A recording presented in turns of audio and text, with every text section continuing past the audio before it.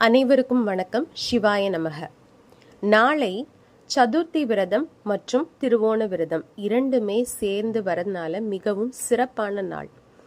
இந்த நாளில் நாம் சதுர்த்தி விரதத்தை எப்படி மேற்கொள்வது அப்படிங்கிறத முதல்ல பார்க்கலாம். அதுக்கப்புறம் திருவோண விரதத்தை எப்படி மேற்கொள்வது அப்படிங்கிறதையும் பார்க்கலாம். காலையில் எழுந்து குளிச்சுட்டு அதுக்கப்புறமா விநாயகர் கோவிலுக்கு போயிட்டு 11 முறை விநாயகர் கோவிலில் விநாயகரை நாம் வலம் வர வேண்டும். விநாயகருக்கு அருகம்புல், வெள்ளருக்கு ஆகியவற்றை மாலையாக தொடுத்து அவருக்கு சாற்றி நாம் வழிபாடு செய்யலாம். நைவேத்தியமாக நாவல் பழம், கொய்யா, பேரிக்காய், கொழுக்கட்டை, சுண்டல் ஆகியவற்றை விநாயகருக்கு நாம் படைக்கலாம். எதுவும் முடியாதவர்கள் பால், பழம், அவல், பொரி, சர்க்கரை போன்றவற்றை நைவேத்தியமாக நம்ம படைக்கலாம்.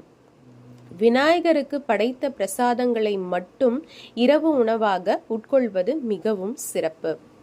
நாள் முழுவதும் விரதம் இருக்க முடியாதவர்கள் பால், பழங்களை உணவாக எடுத்துக்கொள்ளலாம். இந்த சதுர்த்தி விரதம் இருக்கிறதுனால 1 வருடம் விநாயகரை வணங்கிய பலனை நாம பெறலாம். வீட்டிலேயே நம்ம எப்படி விநாயகரை வழிபாடு செய்யலாம் அப்படிங்கிறத இனி பார்க்கலாம். பூஜை அறையில மாலை 6 மணிக்கு பிறகு அருகம்புல்லையும் பூக்களையும் கொண்டு விநாயகரின் திருவுருவ படத்திற்கு அலங்காரம் செய்து தீபம் ஏற்ற வேண்டும். வலது கையில் சிறிதளவு அருகம்புல் மற்றும் 1 ரூபாய் நாணயம் இரண்டையும் ஒன்றாக வைத்து இறுக மூடிக்கொள்ளுங்கள். விநாயகரை மனதார நினைத்து கொண்டு வாழ்வில் எல்லா வளமும், நலமும், ஐஸ்வர்யமும், ஆரோக்கியமும் ஊற்றெடுத்து பெருகிக்கொண்டே செல்ல வேண்டும் என்று மனதார வேண்டிக் கொள்ளுங்கள். மன நிறைவோடு சந்தோஷமாக வாழ்க்கையின் முன்னேற்றத்திற்கும் வளர்ச்சிக்கும் என்ன தேவையோ அனைத்தையும் விநாயகரிடம் நாம கேட்கலாம். இந்த பூஜையின் பொழுது நாம சொல்ல வேண்டிய மந்திரம் என்ன அப்படின்னா, ஓம் ஸ்ரீ மகா செல்வ கணபதியே போற்றி அப்படின்னு 108 முறை இந்த மந்திரத்தை நாம உச்சரிக்க வேண்டும். பிறகு நம்மளோட கைகளில் இருக்கக்கூடிய அந்த அருகம்பில்லை விநாயகரின் பாதங்களில் வைத்து விட்டு கையில நம்ம அந்த 1 ரூபாய் நாணயம் வச்சிருக்கோம் இல்லையா, அதை முடிந்தால் அப்பொழுதே விநாயகர் கோவிலில் போய் அவருடைய கோவில் உண்டியலில் சேர்ப்பிக்கலாம். அப்படி உடனே செய்ய முடியாதவர்கள் எப்பொழுது நீங்கள் விநாயகர் கோயிலுக்கு போவீங்களோ அப்ப அந்த 1 ரூபாய் நாணயத்தை நாம செலுத்தி விடலாம். இப்ப பூஜை நம்ம முடிச்சிட்டோம்.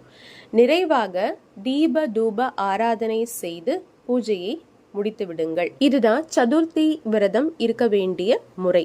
அடுத்து நம்ம திருவோண விரதத்தப்போ என்ன செய்தால் நம்மளுடைய பிள்ளைகள் நன்றாக படிப்பார்கள் அப்படிங்கிறத பார்க்கலாம்.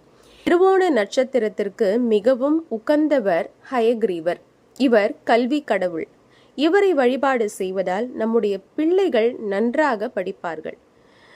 திருவோண நட்சத்திரத்து அன்னைக்கு நாம ஹயக்ரீவரை பெருமாள் கோயிலில் போய் தரிசனம் செய்து அவருக்கு ஏலக்காய் மாலை சாத்த வேண்டும். 11, 27, 54 அல்லது 108 இந்த கணக்கில் நம்ம ஏலக்காயை மாலையாக கோர்த்து ஹயக்ரீவருக்கு சாத்தி அவருக்கு தேனை நாம் அபிஷேகம் செய்ய கொடுக்கலாம். கோவிலுக்கு வரக்கூடிய பிள்ளைகளுக்கு நாம் நோட் புக்கு, பேனா, பென்சில், ரப்பர் இதெல்லாம் நம்ம வாங்கி கொடுக்கலாம். ஏன்னா கல்வி சம்பந்தப்பட்ட கடவுள் இல்லையா இவர், அதனால இதெல்லாம் நம்ம வாங்கி கொடுக்கலாம். ஹயக்ரீவர் முன்னாடி நாம சொல்ல வேண்டிய மந்திரம் என்ன அப்படின்னு பார்த்தீங்கன்னா, ஞானானந்தமயம் தேவம் நிர்மல ஸ்படிகாக்கிருதம் ஆதாரம் சர்வ வித்யானாம் ஹயக்ரீவ முபாஸ்மஹே.